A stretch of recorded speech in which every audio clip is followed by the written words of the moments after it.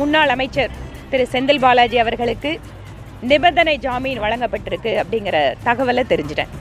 இதுக்கு முன்னால் இருந்த அரசாங்கத்தில், அதிமுக அரசாங்கத்தில் அமைச்சராக இருந்தபோது பணம் வாங்கி கொண்டு வேலை அளித்தார் அப்படிங்கிறதான் குற்றச்சாட்டு.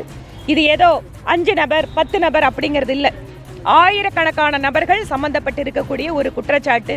அதனால தான் அரசாங்கத்து தரப்பில் அவர் ஒரு முக்கியமான நபர், அதாவது அரசு அதிகாரத்தில் தன்னோட அதிகாரத்தை செலுத்தக்கூடிய நபராக இருக்கிறதால சாட்சிகள் பயப்படுவாங்க, அவருக்கு நேராக வந்து சொல்ல மாட்டாங்க அப்படின்னு சொன்னதால தான் இத்தனை நாள் வந்து அவர் உள்ள இருந்தாரு, ஜாமீன் கொடுக்காம இருந்தாங்க. இப்போ உச்சநீதிமன்றம் அவருக்கு நிபந்தனை ஜாமீன் கொடுத்துருக்கு.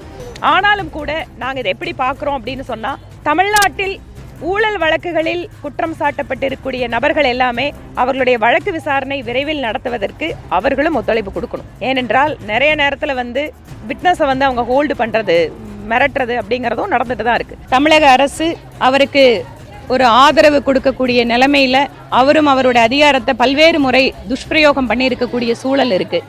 அதனால் அவருடைய செயல்பாடுகளை தீவிரமாகவும் கண்காணிக்க வேண்டும் அப்படிங்கிறது எங்களோட எதிர்பார்ப்பு.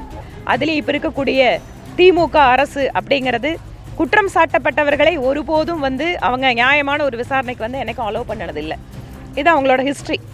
அதனால் திமுக அரசு இங்கு அவர்களுடைய அதிகாரத்தை பயன்படுத்தி இந்த வழக்கை நீர்த்து போகாமல், அதாவது குறிப்பாக வழக்கு கொடுத்துருக்கவங்க மேலே குற்றச்சாட்டு கொடுத்துருக்கிறவங்களை மிரட்டுறதோ வேறு விதமான நடவடிக்கையில் ஈடுபடாமல் இருக்க வேண்டும். போது இருக்கக்கூடிய மரியாதைக்குரிய முதலமைச்சர் அவர்களே, திரு செந்தில் பாலாஜி அவர்கள் மீது என்னென்னவெல்லாம் ஊழல் வழக்கு இருக்கு, அவர் எப்படியெல்லாம் இருக்காரு அப்படிங்கிறத வேற யாரோ சொல்லலை, அவரே ஸ்டேட்மெண்ட் கொடுத்துருக்காரு.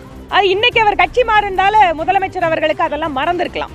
ஆனால் மக்கள் மறக்க மாட்டார்கள். இதை மனதில் வைத்துக்கொண்டு இந்த அரசு செயல்பட வேண்டும் அப்படிங்கிறது எங்களோட கோரிக்கை.